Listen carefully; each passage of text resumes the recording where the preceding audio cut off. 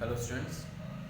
Now today we will discuss future series of investments. Okay, so now suppose we have to calculate future value of series of payments. That means any person is investing some amount for number of years. So for certain period, say suppose for 5 years or 6 years.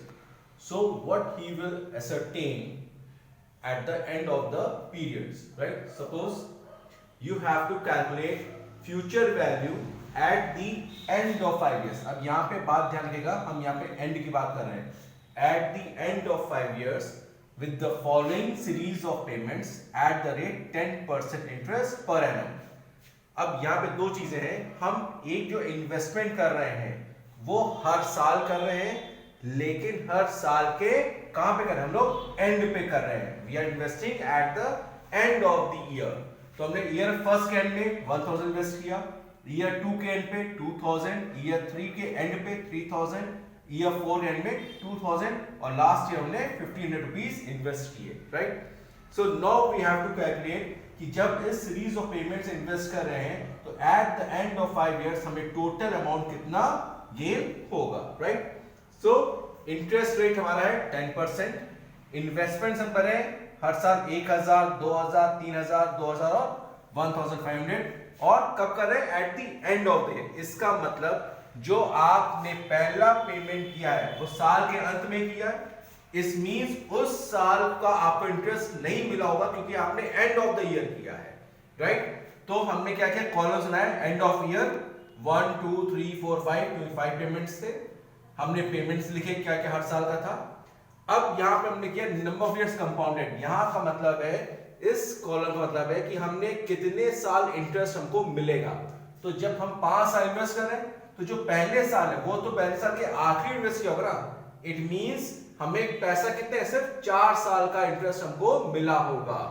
Getting it? First, second, third, fourth और fifth.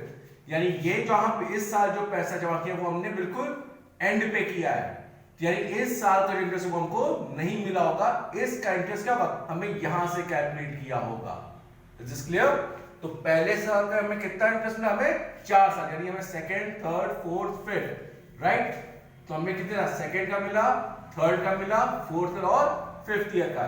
यानी हमें सिर्फ 4 साल का interest मिला.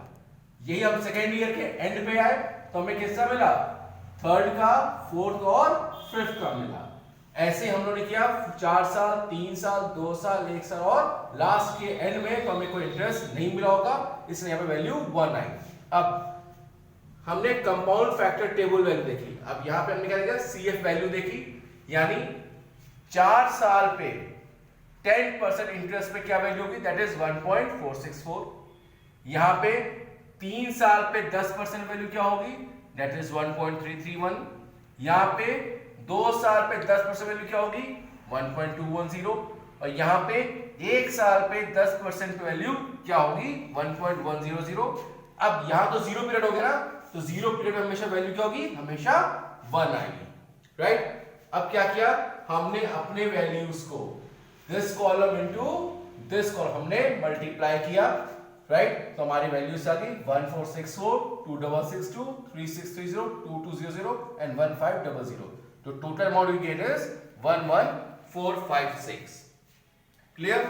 अब अगर इसको मैथमेटिकल ऑपरेशन से देखें तो हमने क्या किया? Vn equals to P1. P1 हमारा कितना था? यानी पहले साल में कितना पैसा इन्वेस्ट किया? 1000 रुपीस. तो हमने लिखा 1000 into 1 plus i is your interest that is 10%. तो क्या हो गया? 1 plus 0.10 to the power n minus 1 that is 5 minus 1, right? ये क्या बन गया हमारा? 5 माइनस 1 प्लस P2 कितना अमाउंट था हमारा? 2000. तो 2000 into 1 plus 0.10 to the power n minus 2 that is 5 minus 2. ऐसे ही हम लोग कर देंगे P3 that is your 3000 into 1 plus 0.10 to the power 5 minus 3 and so on हम लोग कर देंगे. क्लियर? Getting it? और लास्ट क्या आ जाएगा? P5 आ जाएगा 1 प्लस 0.10, गेटिंग इट, और प्लस क्या हो जाएगा PN, दैट मींस लास्ट में आ जाएगा 1500। तो ऐसे हम लोग पेमेंट्स ले जाएंगे, तो हम यहाँ तो ऐसे कैलकुलेट कर लीजिए या सीधे हम लोग कंपाउंड फैक्टर टेबल सेट करेंगे, आंसर हमारा सेम आएगा। Is clear?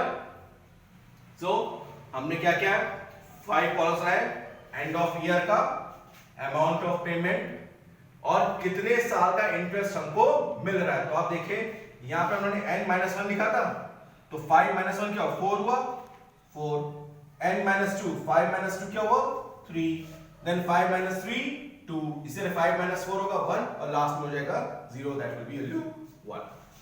ओके